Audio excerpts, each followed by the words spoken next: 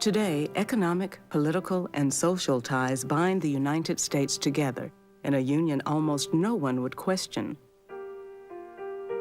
Regional differences between North and South still exist, but they don't have the power to divide the country as they once did.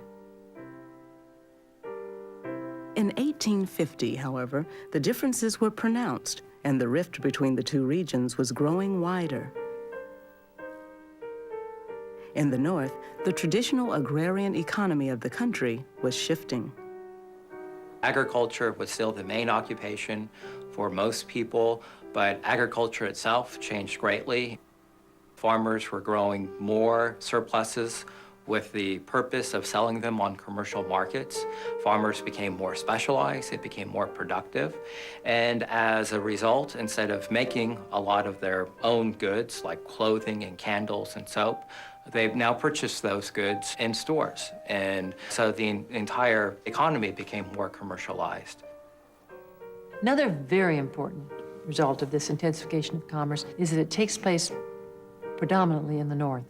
So you have the North changing rapidly, becoming a modern commercial nation. The South doesn't change, and this is an additional cause of friction between the North and the South. Differences in political philosophy also grew as Northerners increasingly supported a strong federal government, while Southerners maintained the primacy of states' rights.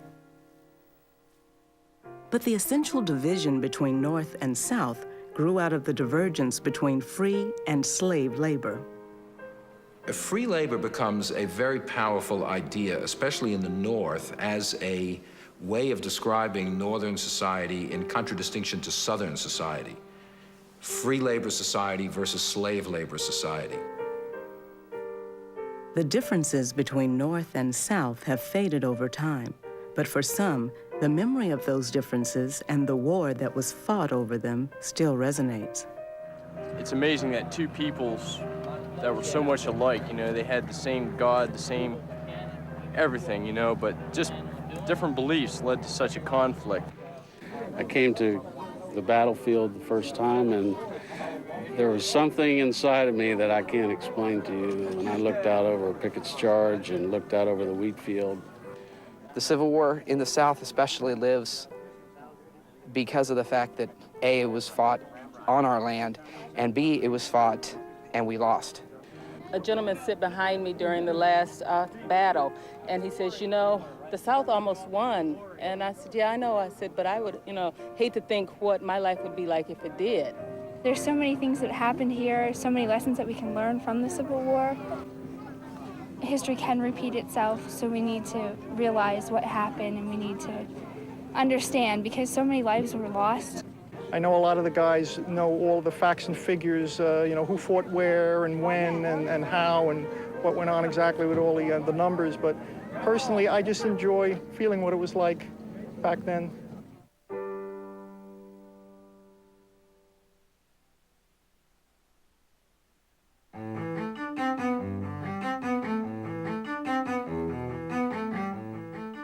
In 1850, the Civil War was still 10 years away, but sectional conflicts were already heating up over the question of slavery in the new territories acquired from Mexico.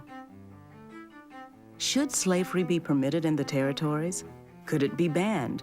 Should people in the territories be allowed to decide for themselves?